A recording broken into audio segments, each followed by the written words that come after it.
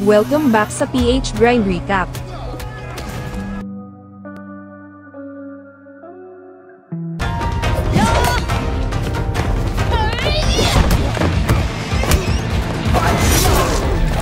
Ikukwento ko ngayon sa inyo ang action thriller film noong 2023 na pinamagatang Bad Blood.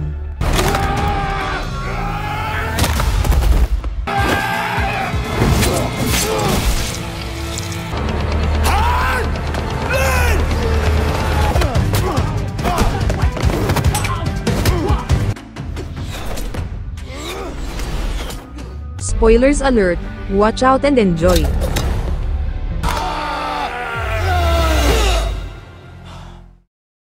Nagsimula ang pelikula sa pagpapakilala sa ating bida na isang hitman na nagngangalang Lam. Siya ay kakauwi lang, ngunit sa hindi inaasahan, natuklasan niya na ang kanyang buong pamilya ay walang awang pinaslang ng isang malupit na grupo ng mafia. Dahil sa namuong galit at kalungkutan, mabilis na kinuha ni Lam ang kanyang machete, determinadong maghiganti sa pamamagitan ng pagtungo sa headquarters ng mafia. Nang siya'y makapasok, hindi nagpakita ng anumang awa si Lam at galit na pinabagsak ang lahat ng miyembro ng mafia na nagtatangkang pigilan siya.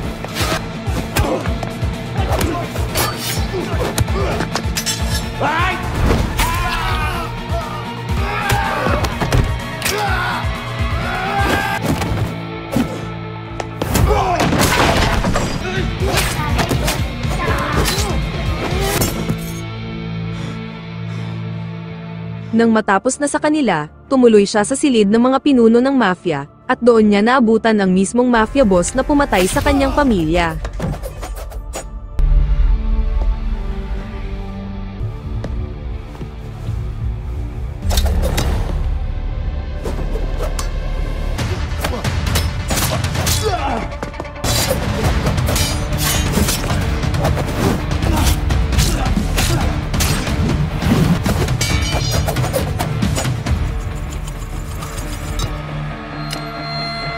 Dahil sa hindi natitinag na determinasyon, nagtagumpay si Lam na mapatay ang bawat isa sa kanila, at walang naiwang buhay.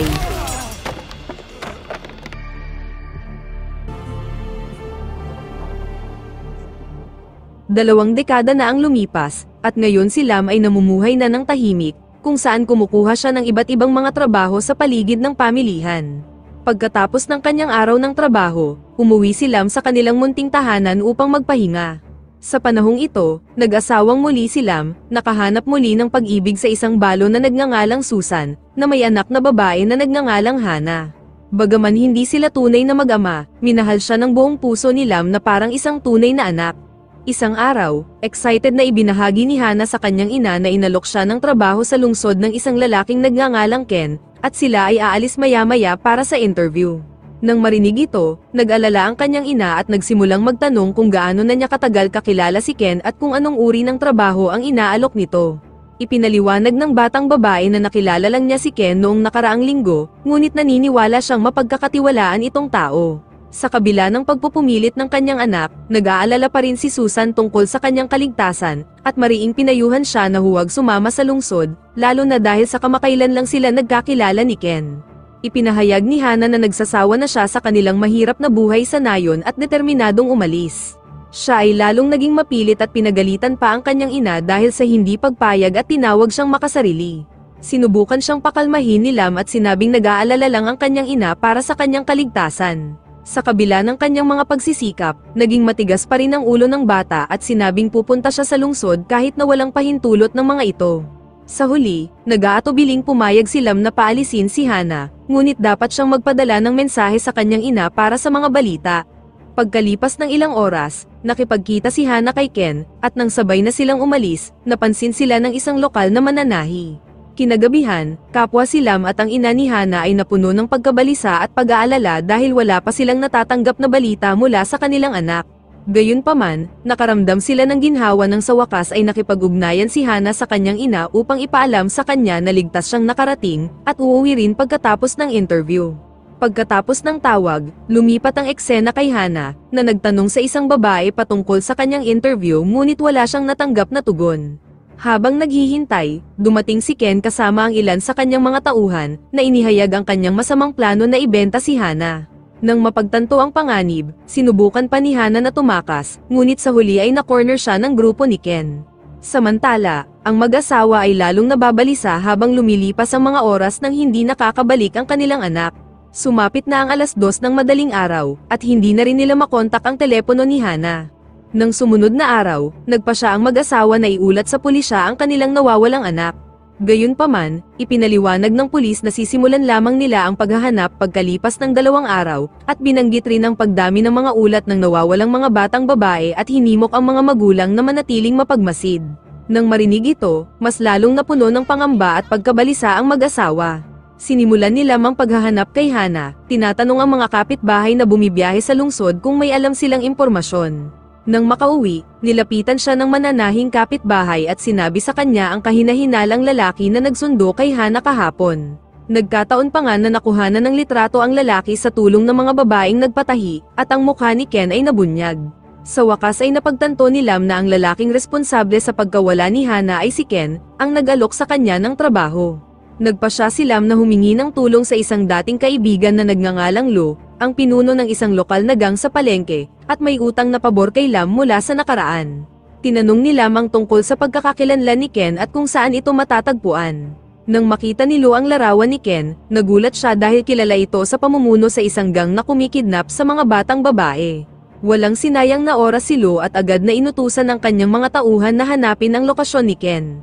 Matapos lamang ang ilang oras na paghihintay, ipinaalam ni Lo kay Lam na natuklasan na ang kinaroroonan ni Ken, at siya ay kasalukuyang nasa massage parlor. Nag-alok si Lo na samahan siya ng kanyang mga tauhan, ngunit tumanggi si Lam at nagpasalamat sa tulong nito. Sumugod si Lam sa massage parlor, ngunit bago pa man siya makapasok sa isang silid, lumitaw ang mga kasama ni Ken at agad siyang inatake. Bagaman ayaw lumaban sa una ni Lam, ginalit siya ng mga lalaki kaya napilitang pagpipilayin sila ni Lam.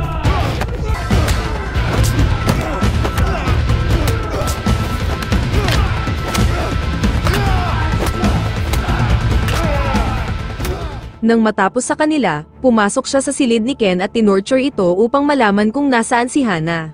Dahil wala ng laban, sa wakas ay inamin ni Ken na ibinenta niya ang anak ni Lam sa isang international na mafia group, at wala na siyang ideya sa kasalukuyang kinaroroonan nito.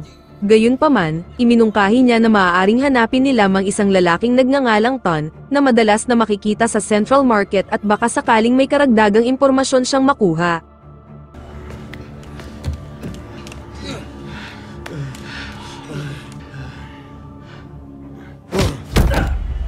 Walang pag-aalinlangan na nagtungo si Lam sa nasabing Central Market para hanapin si Ton. Kalaunan ay nakita niya si Ton, na isa palang pinagkakatiwalaang tauhan ng international mafia boss. Nagtangka pa itong tumakas, na humantong sa isang habulan sa pagitan nila, ngunit sa kasamaang palad ay nagawa nitong makatakas matapos mabangga si Lam ng motorsiklo.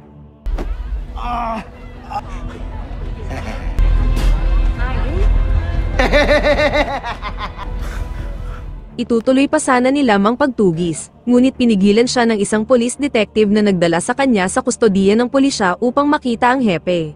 Ang hepe ay nagtanong tungkol sa pagtugis ni Lam kay Ton, kaya ipinaliwanag ni Lam na ang kanyang anak na babae ay kinidnap ng grupo ni Ton. Nang marinig ito, pinayuhan siya ng hepe na itigil na ang paghabol kay Ton dahil iniimbestigahan na ng pulisya ang grupo nito. Nababahala sila na ang pagkakasangkot ni Lam ay maaaring magpalubha sa kasalukuyang kaso at magpagulo sa ginagawa nilang surveillance. Pagkaalis ni Lam, inutusan ng hepe ang detective na maingat na bantayan siya.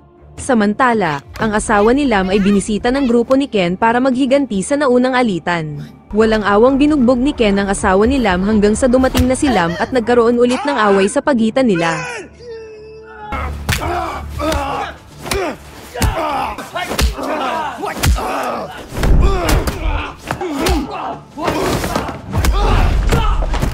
Sa una ay nagawang makalaban ni Lam sa kabila ng dami ng kanyang kaaway, ngunit na-distract siya sa kanyang asawang binubugbog, kaya nagkaroon ng pagkakataon ang mga lalaki na atakihin siya.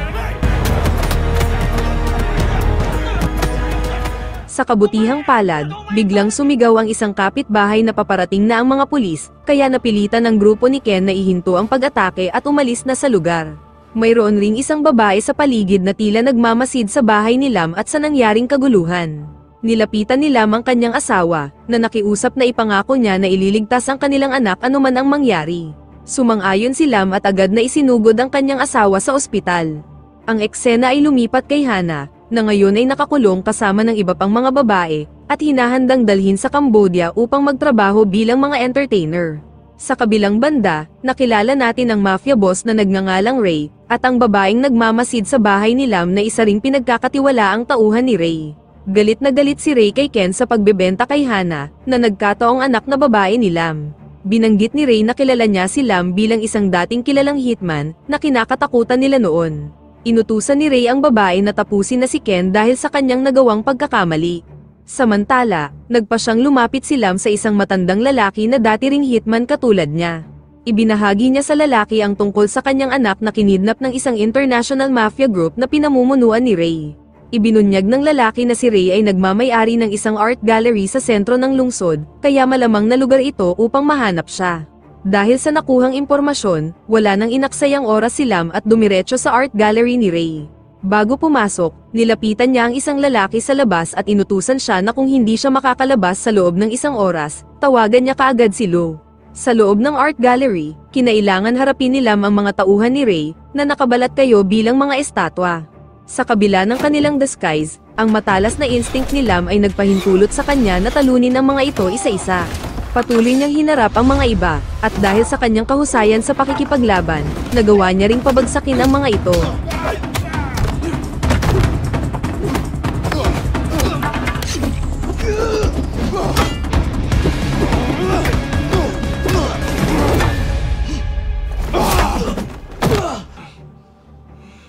Sa sumunod na silid, nakatagpo si Lam ng isang grupo ng mga babae na mas higit na mahusay kaysa sa mga nauna.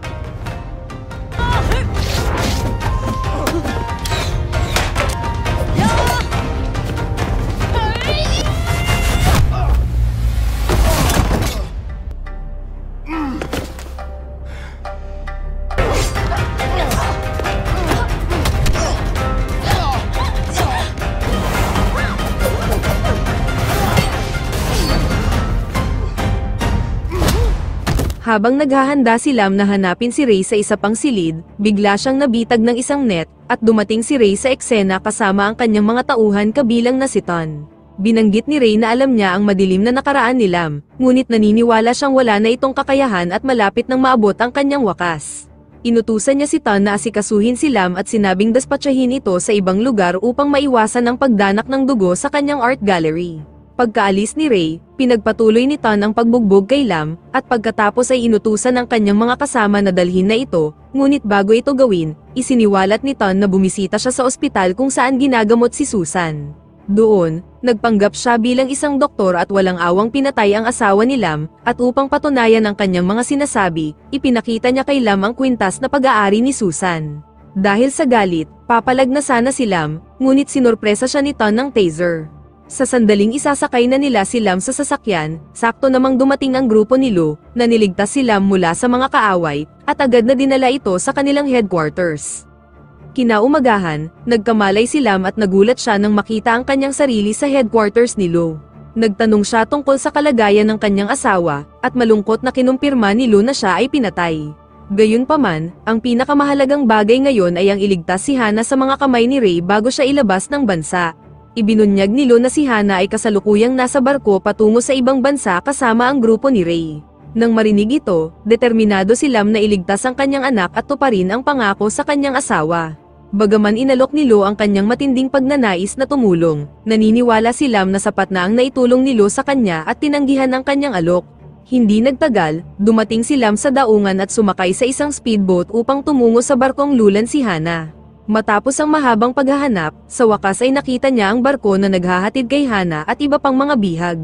Nakalusot si Lam sa barko at hindi nag-aksaya ng oras upang isa-isang tanggalin ang mga tauhan ni Ray.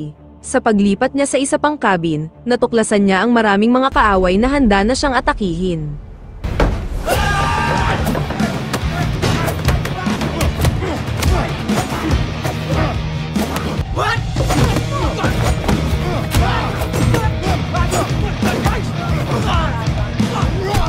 Nang tila matatalo na siya, biglang dumating na sa eksena ang grupo ni Lo upang tumulong. Si Lo mismo ang humarap sa babaeng tauhan ni Ray, na napatunayang isang mabigat na kalaban at halos madaig siya.